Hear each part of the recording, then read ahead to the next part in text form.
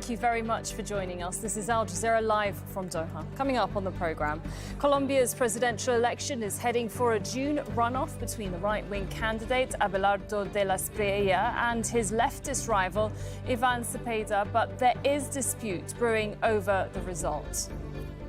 Israeli forces make their deepest incursion inside Lebanon in 26 years, sparking alarm and drawing global condemnation. At least 55 people have been killed after a powerful blast ripped through a building storing mining explosives in northeastern Myanmar.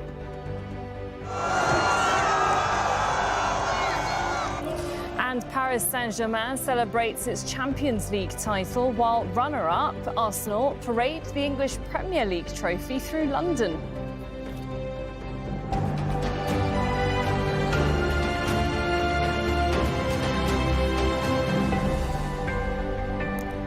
Colombians will go to the polls again in June. That's after a tight first-round presidential election, with almost all of the votes counted. The right-wing candidate, Abelardo de la Espriella, is ahead.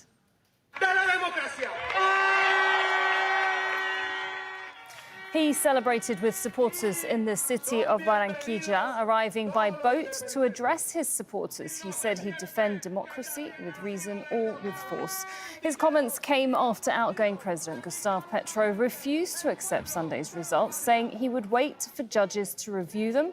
His chosen successor, that's leftist candidate Senator Iván Cepeda, is in second place and also questioned the results. He addressed fans in the capital, Bogotá, telling them he will not speak about the vote until the results are verified. There is a discrepancy we want to verify regarding the electoral roll.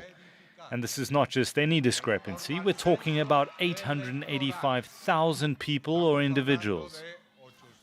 All right, now to Barranquilla. Following celebrations for Abelardo de la Espriella's, Alessandro Rampietti is there for us and filed us this report. This was de la Espriella's usual fierce speech, very flamboyant. He arrived on a ferry along the Magdalena River here, and he spoke as usual beyond this bulletproof glass enclosure.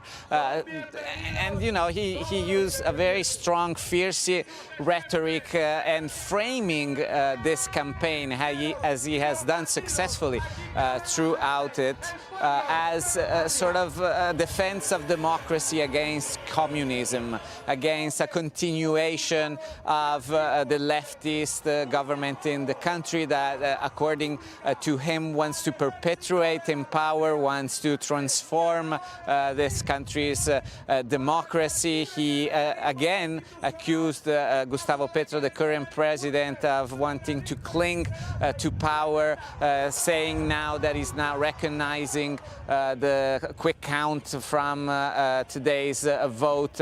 He also very directly attacked again the leftist candidate who came in second, Cepeda, saying that he's a criminal, that he's an ally of left-wing guerrillas in the country, that he is, and this is the word he used, impaired, unable to be the next president of the country, sort of opposing his very macho version that he's presenting of himself against the left in a way. So again, what we're hearing here is a very fierce rhetoric, a very strong, even violent words coming from a radical candidate that, though, has been very successful in framing what Colombia is facing with this election, and that made him the surprise front-runner in this race.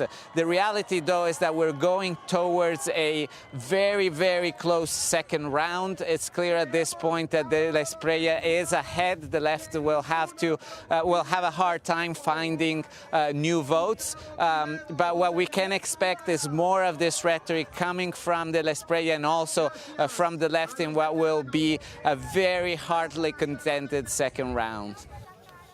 All right, let's go live now to Laura Bonilla, a political affairs consultant and deputy director of Peace and Reconciliation Foundation, joining us live now from Bogota. Laura, what do you make of the results so far? Because it has been an incredibly divisive election and potentially a big move away from the current president and his policies if the Espriella were to win. Yes, you are right. This is a highly polarized election. Basically, the country is totally divided in two, and this is not common because in previous elections, the difference between them, the front runners was lower than now. So right now, there is a huge amount of population supporting Abelardo de Espriella, who is a hard right candidate, quite connected with Donald Trump and this idea of these new populistic right-wing political parties. And in the other hand, you have Iván Cepeda, which is right now the candidate of the President Petro and the left political party in Colombia, which is called the Pacto Histórico. And right now is a huge tension in the country. And it's very dangerous because most of the people are basically calling for a second round full of violence, full of verbal aggressions, full of violent words. So, yeah, it is not the best times for our democracy, but it is also a very interesting election because traditional political parties definitely lose their impact and their influence. So it's interesting times for Colombia. Yeah, definitely very interesting. I will get to the fact that Abelardo de Espriella is a big fan of Donald Trump. But why do you think people have shifted, it seems, from the current government, as we said, who's leftist, to a right-wing, perhaps a right-wing government if he were to win? Well, the data doesn't say that there is like a voter turnout. It is most that the whole right-oriented population in Colombia is totally close and united under a new leadership. If you see the past elections in 2022, both candidates of the right-wing side of the society had literally the same amount of votes. The difference right now is that left have more votes in general, but the union of all the right political parties and people, so that is what gives de Espriella a clear advantage right now. So what would you say the sort of deciding factors have been for voters? What are their biggest concerns in Colombia? I know prices have gone up, cost of living in Colombia has gone up. What are the other issues? This election particularly has been marred by violence as well, and that's a real concern for Colombian society. More than violence, the security at the big cities. So we have a problem of organized crime, very similar to other countries in Latin America. That is one of the main concerns of the society, but also corruption. So people, Gustavo Petro was the first left government in Colombia in 150 years. That was quite new. And people expected at that time that as a new government, he will challenge the corruption or he will combat the corruption. And the government had a couple of big scandals of corruption. So they just are disappointed about the President Petro government. And de Espriella are using this card in his favor because he never had work in Colombia. Basically, he lives in Miami. He never has been part of the political class, he was never part of a political party in Colombia. And at the same time, he had a lot of marketing trying to, to promote this idea of an outsider. Not real he's not an outsider at all, because right now he has the support of the whole political class.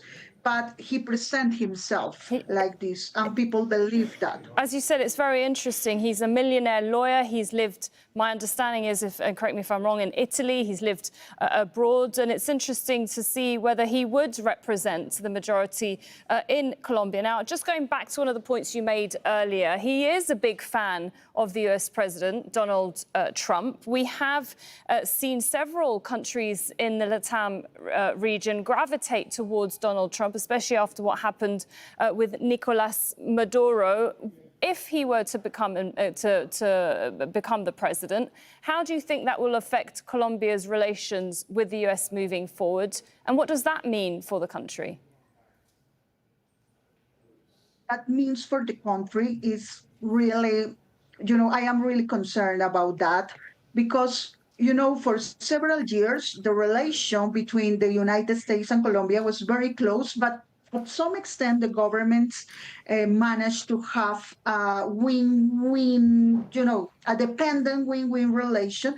And I think that Abelardo de Espriella will break that tradition, and he will be just a full supporter of Donald Trump, and he will do whatever Donald Trump wants in Colombia, and that is not so good because we are not in a good situation in the region. So right now we have several problems, but Donald Trump wants to have LATAM at all under his control. So he will prioritize his personal affections with Donald Trump than the national interest of Colombia. And in the whole landscape of the region, it's quite bad because right now, if Abelardo de Espriella win the elections in Colombia in the second round, that means that Donald Trump will control the whole continent, the whole population. There is just Brazil and Mexico trying to resist this Don Road doctrine, like Donald Trump say.